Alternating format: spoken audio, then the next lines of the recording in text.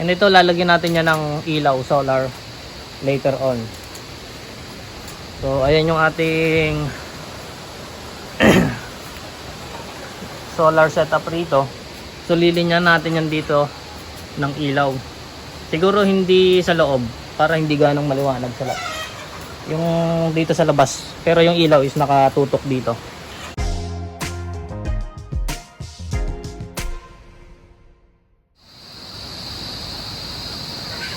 So nag-inject na natin guys, hindi nakita sa video.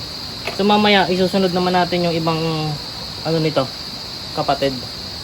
So 1 ml na yung Tylosin na isaksak na natin. Hindi lang nakita sa video. Tapos ngayon naman yung iron, ito nabigyan na natin. Ito yung pinakamahina guys. So pag natumba siya, hindi na siya makatayo.